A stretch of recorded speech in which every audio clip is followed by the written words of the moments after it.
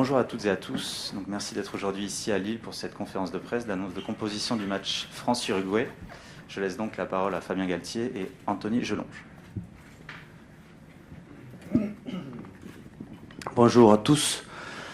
Je vous annonce l'équipe de France qui va affronter l'Uruguay jeudi 14 septembre à 21h au stade Pierre-Mauroy de Lille. Première ligne. Jean-Baptiste Gros, associé à Pierre Bougarit et Dorian Aldeguerri. Deuxième ligne. Cameron Woki, associé à Romain Taufefinois. Troisième ligne. Paul Boudéan, Sekou Makalou, Anthony Gelonge, capitaine. Maxime Lecu à la mêlée, associé à Antoine Astoy à l'ouverture. Au centre, Yoran Moefana, Arthur Vincent.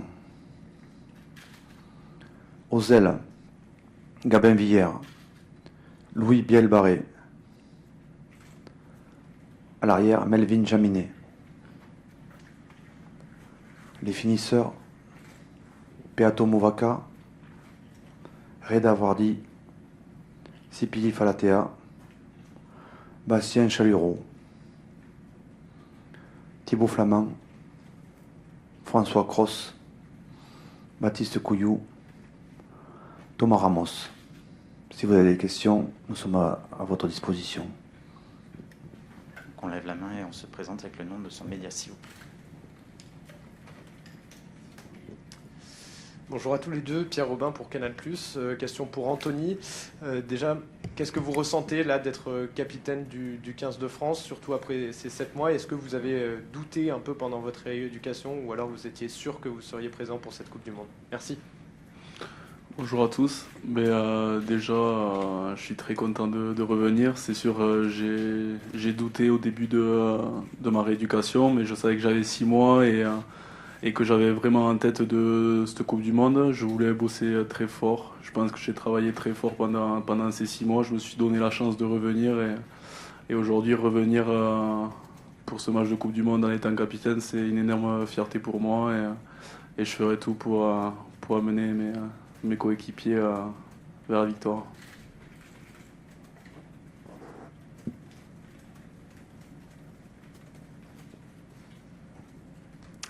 Bonjour, Camille Macali, la chaîne L'équipe. Fabien, c'est une période idéale quelque part d'entamer ce deuxième match après une victoire face aux Blacks, notamment pour donner du temps de jeu à tous vos joueurs, rester dans cette idée de groupe France, mais aussi encore pour travailler. Quels sont justement les axes de travail que vous allez avoir sans manquer de respect face à l'Uruguay, la Namibie, qui sont deux adversaires largement à votre portée?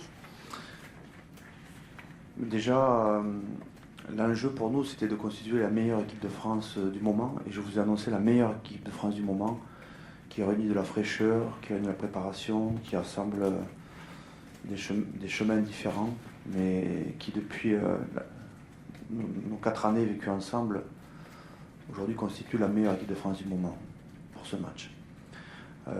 Il faut digérer en fait le match d'il y a quelques jours, qui était affiché depuis 3 ans, qui clignotait, et basculer très très vite sur un match qui passait derrière et qui passe derrière 6 jours après.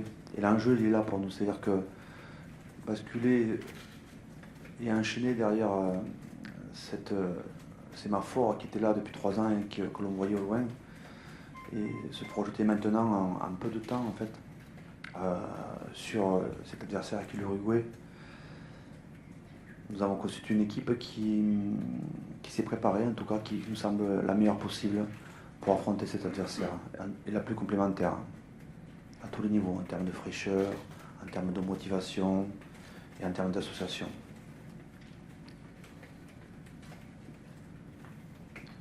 Bonjour Fabien, Maxime Rollin du journal de l'Équipe. Le choix de faire débuter Yoran Moefana et pourquoi Jonathan Danty ne joue pas ces matchs?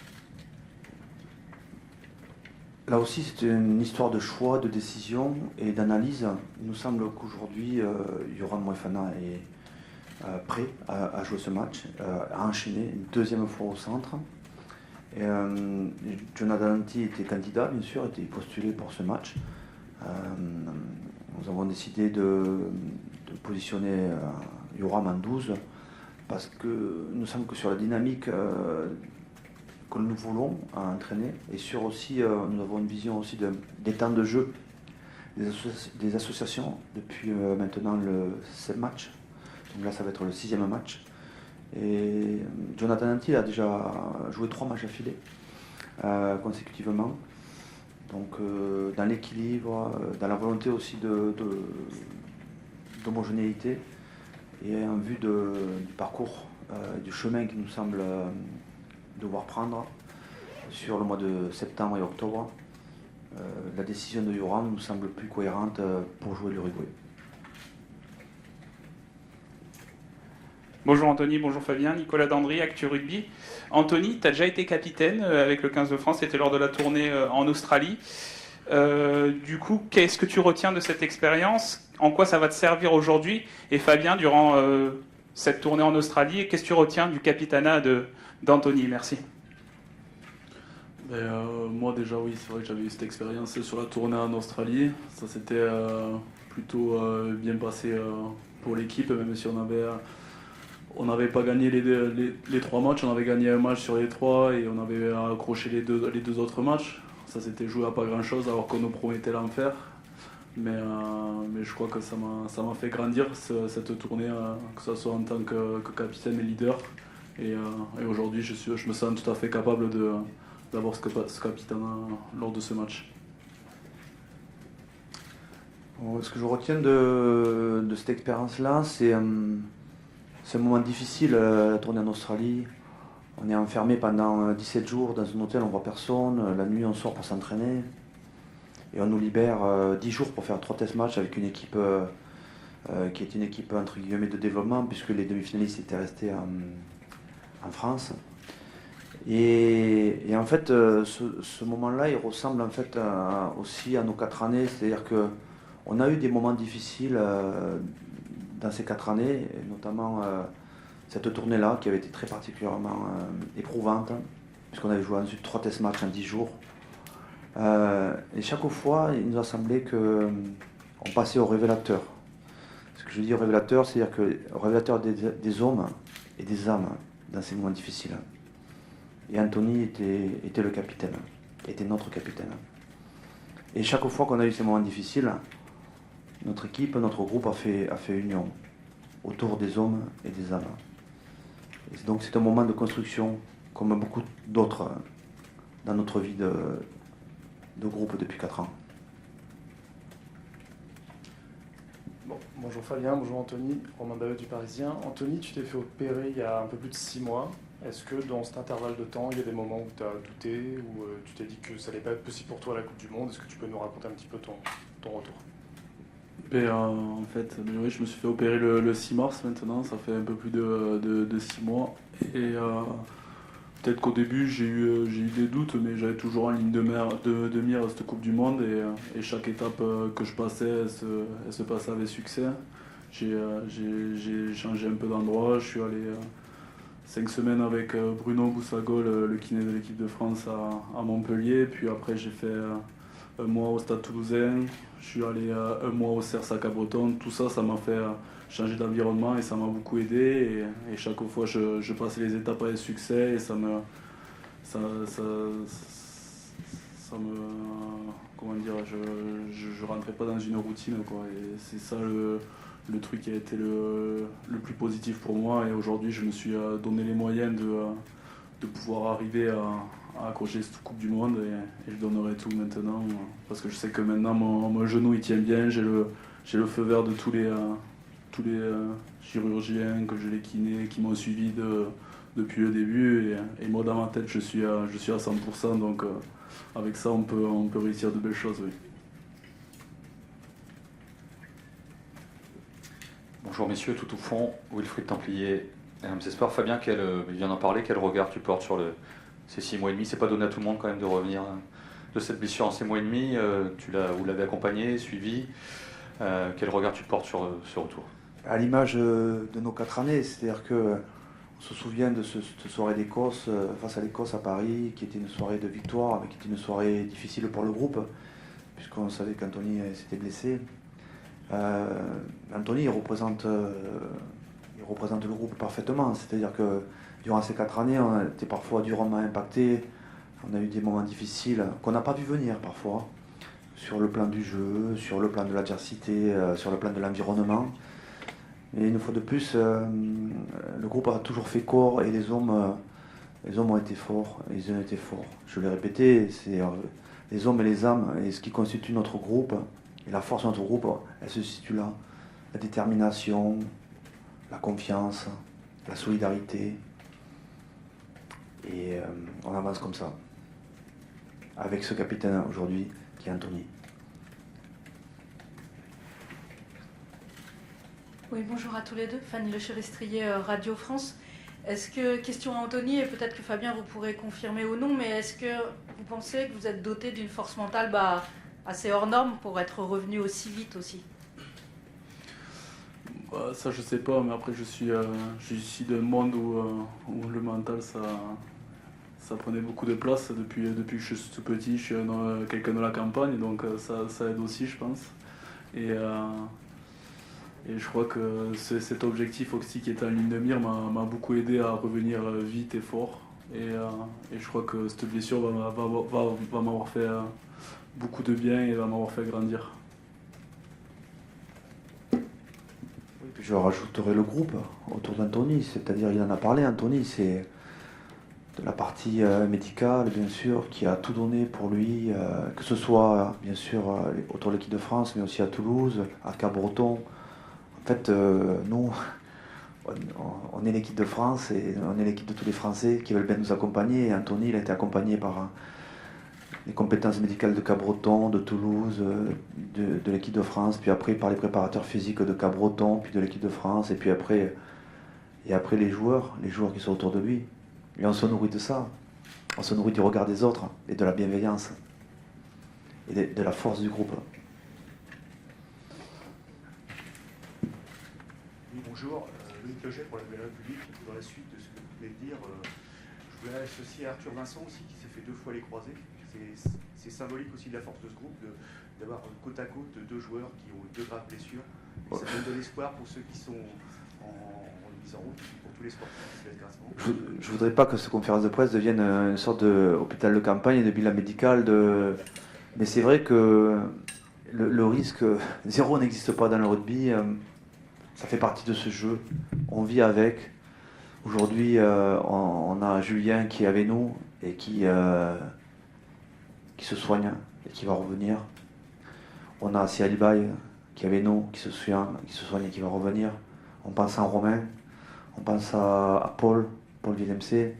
Et si vous avez parlé d'Arthur, mais il n'est pas le seul dans cette équipe. Gabin Villiers, Jean-Baptiste Gros, et j'en oublie parce que je vais faire injure si je me penche sur le carnet de santé de chacun d'entre eux.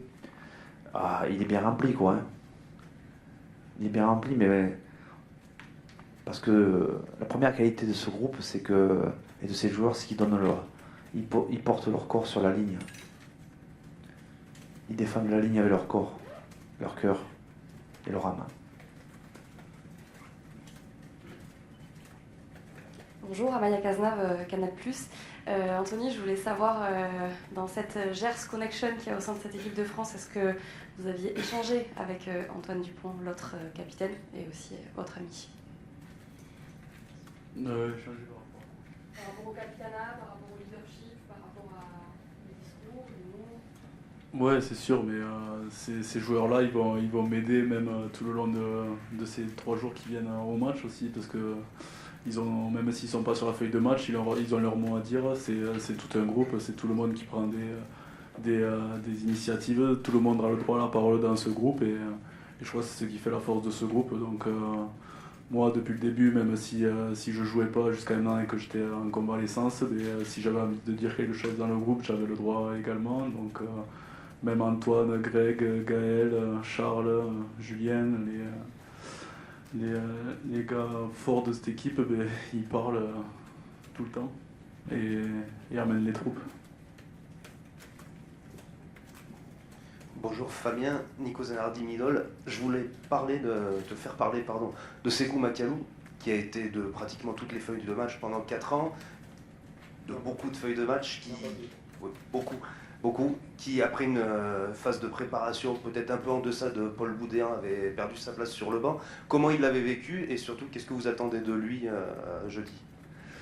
Sékou, il est rentré dans le groupe lors de l'Automne Cup dans la première année.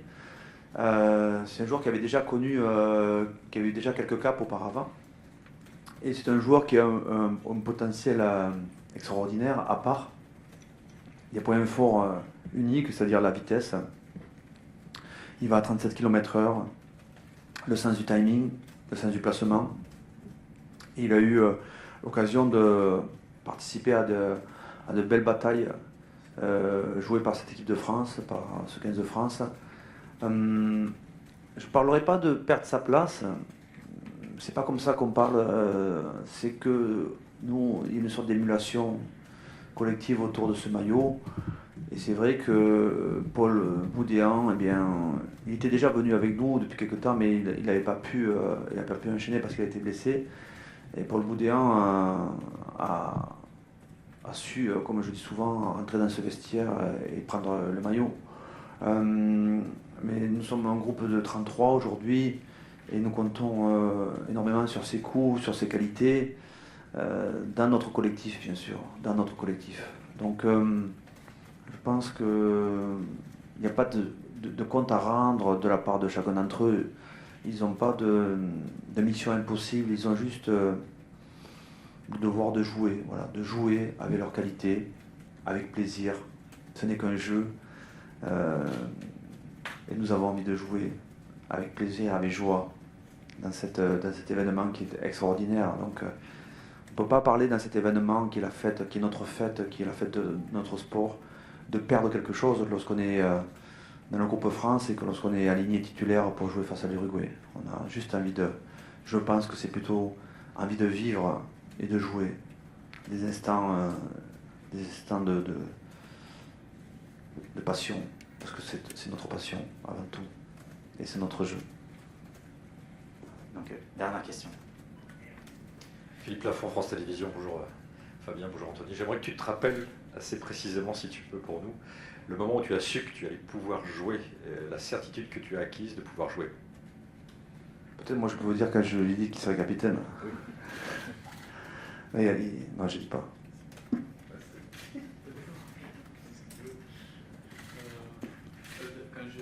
Oui, raconte-nous l'émotion, ce que tu as ressenti, comment tu as vécu ça. Ça fait quelques semaines maintenant que je m'y prépare, je suis prêt à rejouer, je m'entraîne dur tous les jours, je m'entraînais dur toute la semaine dernière. Et je savais que ce match, Fabien m'avait dit c'est toi qui choisis maintenant le match que tu veux jouer. Et j'ai dit le plus vite possible, moi je me sens prêt et il m'a annoncé que j'étais capitaine ce week-end et ça s'est super bien passé. J'étais très heureux, j'ai repensé à tous les moments durs depuis cette blessure mais après je suis pas quelqu'un qui est très émotif donc mais ça me fait vraiment plaisir et là maintenant j'ai plus qu'une hâte, c'est être jeudi soir et que le coup d'envoi soit tapé. Moi je crois que c'est facile à dire maintenant, mais très vite nous avons senti qu'il serait de retour avec nous très vite. Je me souviens quand il était à Montpellier, qu'il faisait ses séquences de travail avec Bruno, ici présent. Voilà, c'est des petits signes comme ça. Pourtant il courait pas, il avait l'intention de courir, mais bon. Il faisait des semaines à 80 km à peu près, c'est ça? J'exagère? 70 km dans la semaine. Ça faisait un mois et demi que tu avais été opéré, 2 mois. Le genou gonflait pas. Il était au milieu de la nature, il nageait, il courait doucement, enfin avec des béquilles, avec des cannes. Et donc il y avait quand même des signaux forts qui montraient que potentiellement il était là, quoi, et qu'il serait là. Mais c'est facile à dire après. Quand on voit Mais le travail, la conviction, ça forge et ça aide. Bonjour messieurs, on est à Marc-en-Barœul, juste à côté de Lille. Vous avez joué dans une région qui n'est pas réputée pour avoir une culture rugby, et pourtant il y a énormément de gens qui pratiquent le rugby. Qu'est-ce que ça représente pour l'équipe de France, pour vous deux, de jouer ici ce prochain match essentiel pour la compétition? Déjà, je crois que tout le groupe est très content de venir ici à Lille. Moi, personnellement, je n'étais jamais venu ici dans cette ville jouer au rugby. C'est plutôt une région de foot. C'est vrai, nous, on pense à ça quand on est du sud-ouest. Mais on est très heureux de venir voir tous les passionnés de rugby qui sont ici. Et on va essayer de leur donner le plus beau spectacle possible. Et ça nous fait très, très plaisir d'être dans cette ville. Nous, c'est vrai avec le staff, on a une petite dette avec le Nord parce qu'on a beaucoup passé du temps dans le Sud, Est, Ouest, au centre, pour entraîner des équipes, pour faire nos séminaires, pour aller tester des modules d'entraînement. Et souvent, je recevais des messages, mais quand est-ce que vous venez en Bretagne, quand est-ce que vous venez dans l'Est, quand est-ce que vous venez dans le Nord? Et donc, en tout cas, nous, on a le sentiment d'avoir une petite dette avec cette région. Et comme notre volonté depuis 4 ans, c'est rassembler, fédérer et partager, bien, ce match-là nous permet de passer du temps avec tous ces amoureux du rugby dans cette région. Donc nous sommes très heureux et on rembourse un peu notre dette, mais on va faire mieux avec le temps. On reviendra ici s'occuper des jeunes et des écoles de rugby et des clubs pour se préparer et pour travailler avec eux. Ici, Yves Billet, le Brevet. Fabien, qu'est-ce que vous pouvez nous dire de cette équipe de l'Uruguay et à quel genre de match vous vous attendez? Je crois que Anthony en a parlé. Si on prend la compétition de l'Uruguay au Japon, donc à nouveau qualifié déjà cette année, donc au Japon qualifié, ils avaient battu les Fidji. À la mi-temps, ils menaient face au Pays de Galles, où ils étaient menés d'1 point, je crois, ou 2 points. Contre l'Australie, c'était un score très très honorable.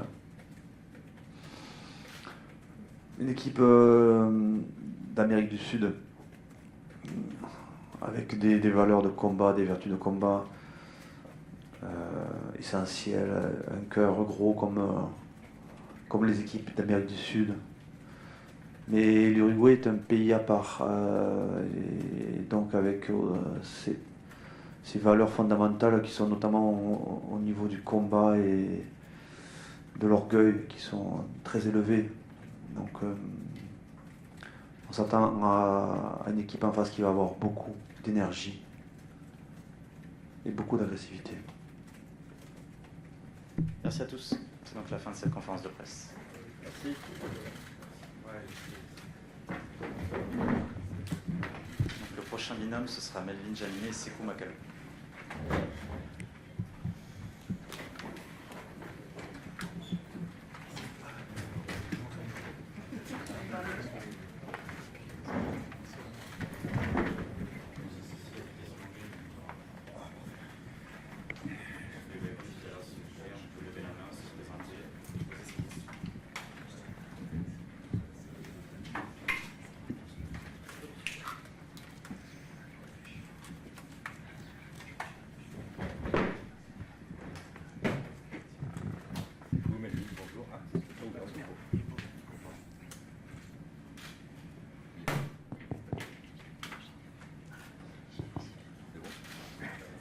Ça y est, ça marche. Sekou Melvin, bonjour. Philippe Lafont, France Télévisions. Sekou, tout d'abord, parle-nous de ta joie d'être titulaire pour ce match. Parle-nous de ta joie d'être titulaire sur ce match. Ouais, ça va être mon premier match de la Coupe du Monde, ma première Coupe du Monde. Donc évidemment, il y a beaucoup d'excitation, beaucoup d'envie. Et ouais, j'ai qu'une hâte, c'est d'être jeudi, quoi.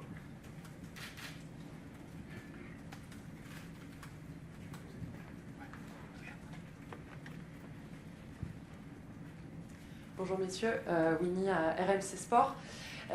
Est-ce que vous pouvez nous parler peut-être tous les deux, Melvin et Sekou, du retour d'Anthony parmi vous et puis surtout de ce capitana? Anthony, il a déjà été capitaine dans le passé. en Australie. Donc, en plus, donc pour nous, c'est logique aussi qu'il soit capitaine, quoi. C'est pas, on va dire, tombé du ciel. C'est un joueur qui est important pour nous.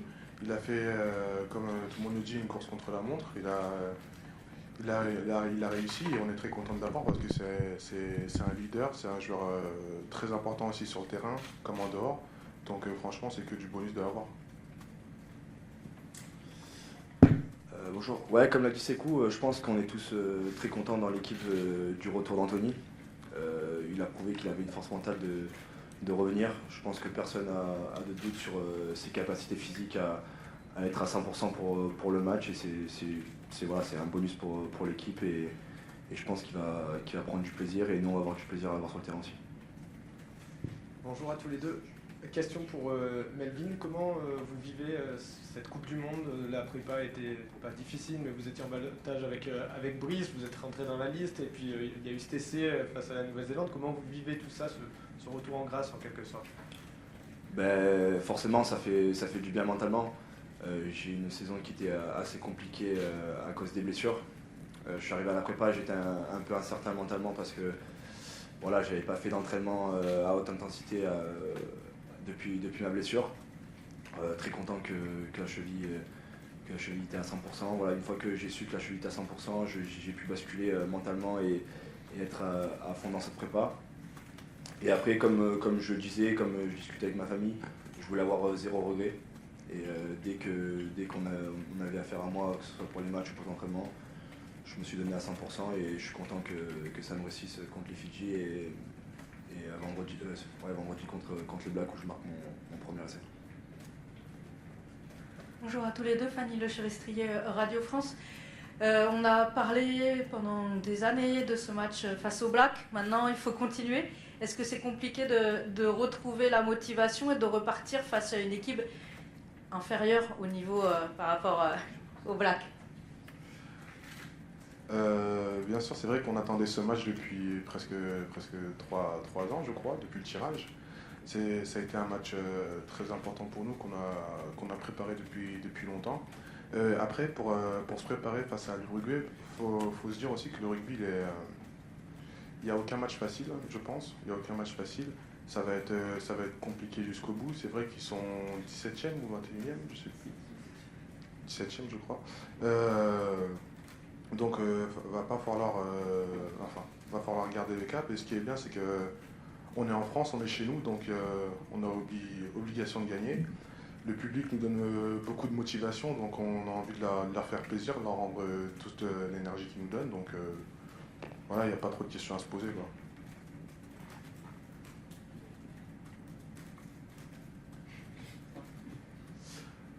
Bonjour à tous les deux.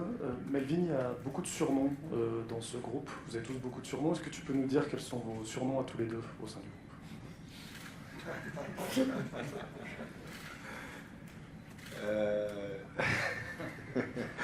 T'as entendu ça quelque part, non? Non, c'est vrai que on va dire qu'avec les Toulousains, on se chambre pas mal sur des surnoms de télé-réalité. Et moi, le mien, c'est Paga en référence à quelqu'un de télé. Donc voilà, c'est plus du chambrage, on s'amuse. Et pourquoi Paga? Faudra demander à certains du groupe. C'est venu de Toulouse et les Toulousains ils l'ont gardé, donc maintenant c'est resté un peu dans l'équipe. Sekou, Jérémy Ferdinand du Olympique. À titre personnel, tu as quand même été un élément très souvent sur les feuilles de match sur ce mandat. Comment tu as vécu personnellement de ne pas être sur la feuille ce premier match? On se doute que ça a dû être aussi une petite frustration pour toi. Ouais, bien sûr, ça a été une petite frustration pour moi. C'est vrai que j'étais très déçu parce que tout le monde voulait jouer ce match, quoi, vraiment.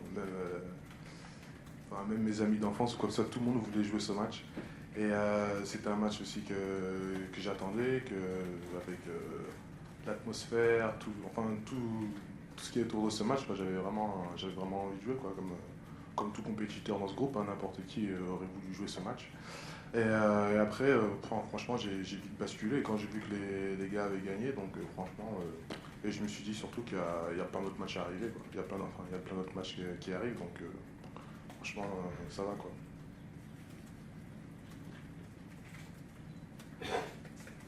Bonjour, Camille Macali, la chaîne L'équipe. Un mot à tous les deux.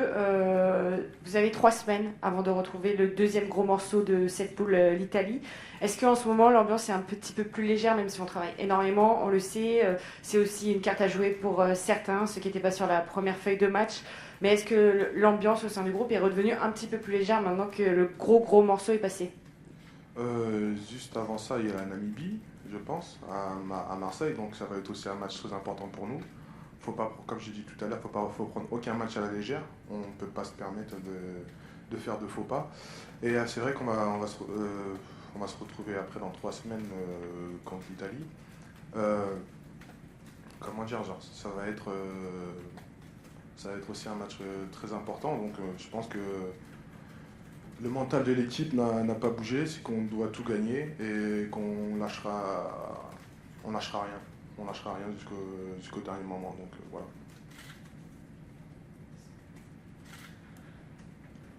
Melvin, quand on une équipe comme l'Uruguay, on peut peut-être s'attendre à un match un petit peu débridé, comme on l'aborde en tant que carrière. Est-ce qu'on se dit qu'il y aura des bons ballons à relancer? On sait que tu as envie de retrouver le gaz, un petit peu de liberté dans le jeu.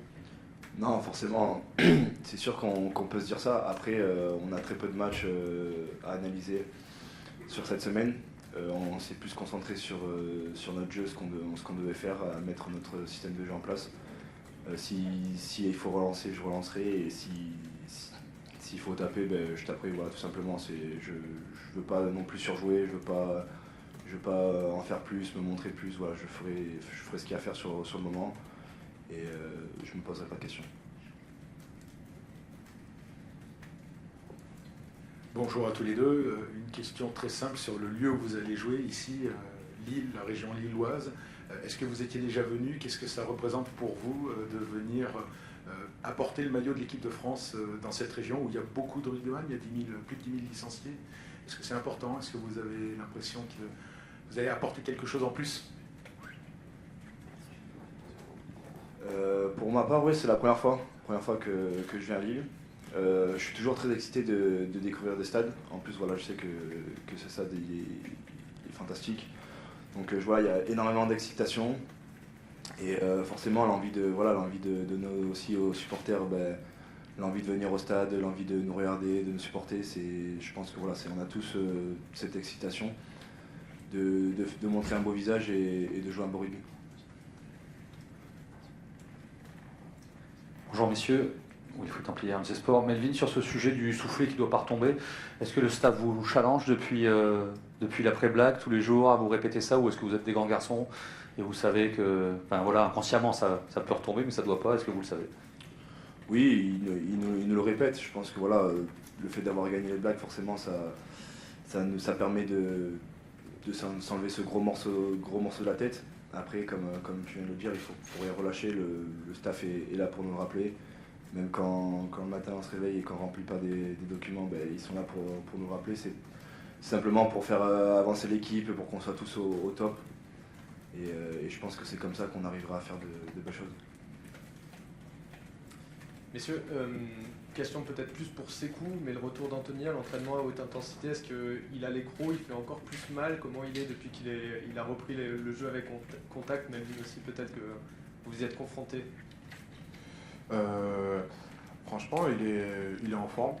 Il est en forme. C'est vrai qu'il y a des moments où c'est un peu dur parce que c'est normal, il n'a pas joué depuis 6 mois. Donc il y aura des moments où ça sera un peu dur et on sera là pour l'aider. Mais sinon, honnêtement, il est en forme. Il saute très bien en touche. Franchement, il n'a pas changé. À l'impact, il est toujours aussi dur. Donc honnêtement, non, on a retrouvé un Anthony à 100%, je pense.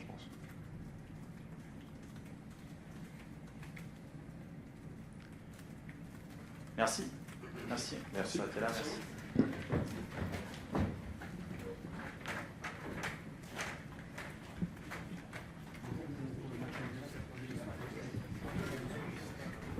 Donc on enchaîne avec Louis Bielbiaré et Romain Taofenuel.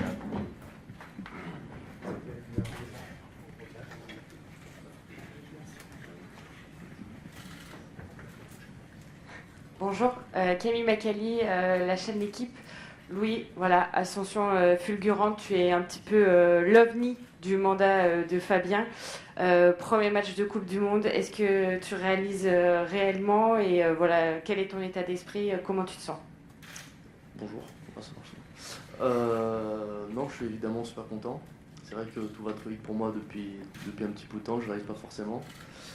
Mais sur ce match, j'y vais avec beaucoup d'enthousiasme et envie de prendre du plaisir. Donc voilà. Louis, bonjour, Nico Zanardi, Middle. Je ne sais pas si tu le sais, mais tu vas devenir le plus jeune international français en Coupe du Monde jeudi. Est-ce que tu le savais, qu'est-ce que ça t'évoque surtout? Non, je l'avais vu, je crois, sur les réseaux. Ça m'évoque pas grand-chose. Enfin, je suis content, mais c'est pas ça qui va nous aider à être champion du monde en tout cas.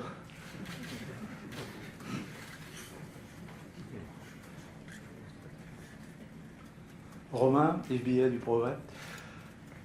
Tu as l'habitude d'être dans les finisseurs. Qu'est-ce que ça te fait et qu'est-ce que ça change de débuter un match de Coupe du Monde? Ouais, non, ça fait toujours plaisir de pouvoir commencer les matchs. Même si moi, ça ne me dérange pas du tout d'être finisseur. J'ai plutôt tendance à rentrer assez tôt, donc ça ne me dérange pas non plus. Et non, ça change pas grand-chose dans ma préparation. J'ai déjà été amené à le faire plusieurs fois, donc j'ai l'habitude, entre guillemets.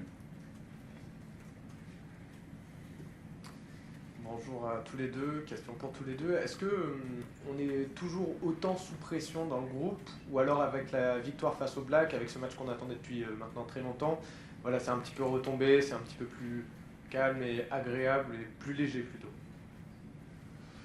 Je pense qu'on est plutôt soulagé d'avoir enfin attaqué la compétition, surtout avec cette victoire face à la Nouvelle-Zélande. On avait, je pense, inconsciemment un peu de pression, en tout cas sur les premières minutes du match. Donc ouais, un soulagement, et on a envie de continuer sur cette lancée.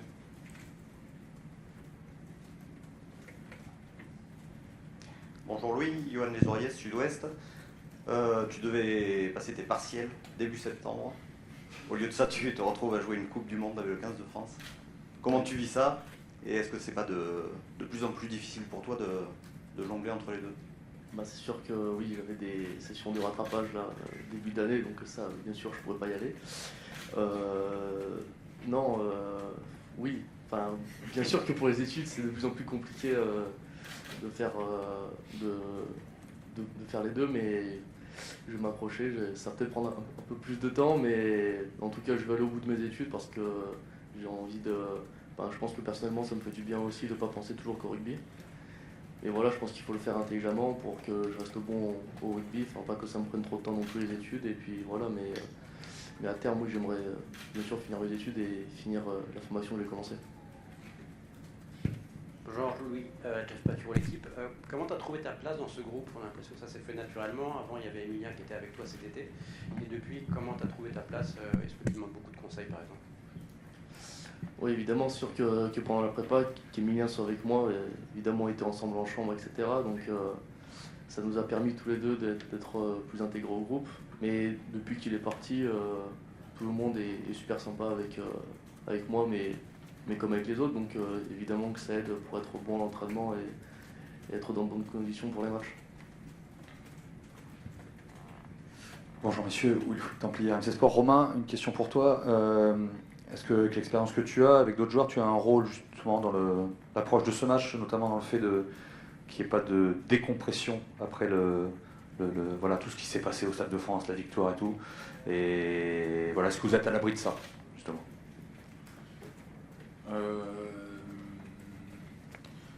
Ouais, je pense oui, de par mon expérience et mon âge plus avancé que les autres, je peux amener une certaine sérénité, je pense, dans le groupe.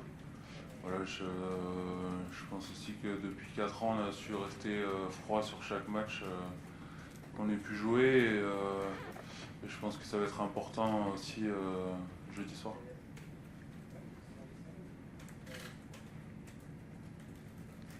Bonjour à tous les deux. J'ai une question un peu unique dans cette conférence. Elle est liée à la géographie et au fait de jouer ici à Lille. Qu'est-ce que ça représente pour vous? Et puis surtout, qu'est-ce que vous attendez finalement de quasiment 50 000 personnes qui vont venir vous acclamer jeudi soir et qui vont remplir ce stade Pierre-Mauroy? Qu'est-ce que ça représente pour vous tout ça? Non, ça fait toujours plaisir de sentir voilà, cet engouement depuis que la compétition a commencé, et puis même avant. C'est toujours sympa de pouvoir jouer en province, de ne pas toujours rester au Stade de France. Donc on a pu le ressentir déjà en arrivant à la gare où il y avait du monde pour nous accueillir tout à l'heure. Donc non, ça fait plaisir de sentir qu'on est soutenu partout en France.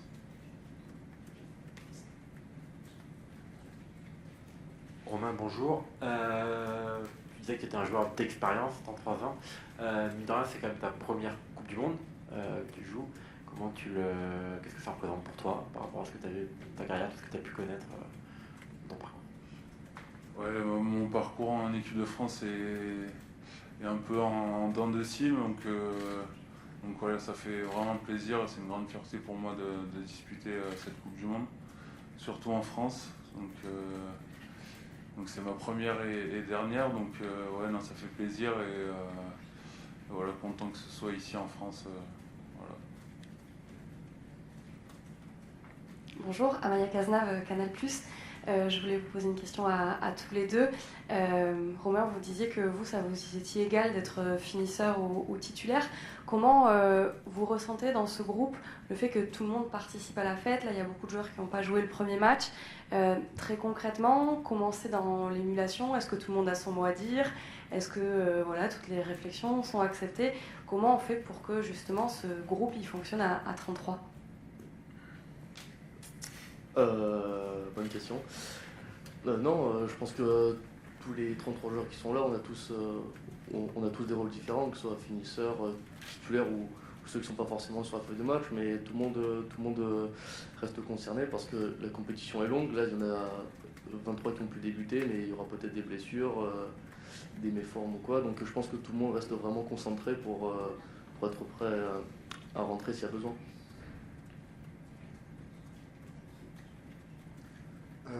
Romain, Jérémy Ferrand de l'Olympique. Romain, est-ce que la tuile, malheureusement, qui est arrivée à Paul Villemc, est-ce que quelque part, il était un peu le taulier aussi du rôle à droite de la deuxième ligne depuis le début du mandat? Est-ce que ça te donne t'as l'impression que ça te donne une importance encore plus considérable dans ce rôle sportif, ou est-ce que en tout cas tu sens que les attentes sportives sont d'autant plus fortes?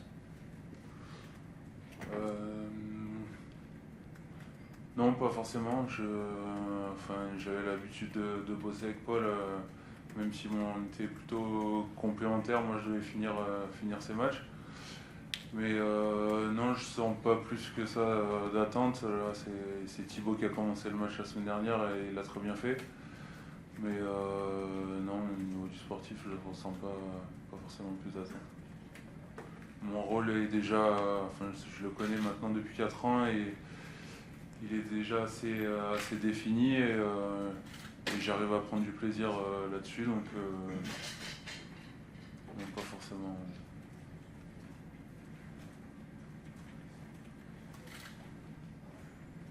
Eh bien, on va s'arrêter là. Merci à tous. Merci.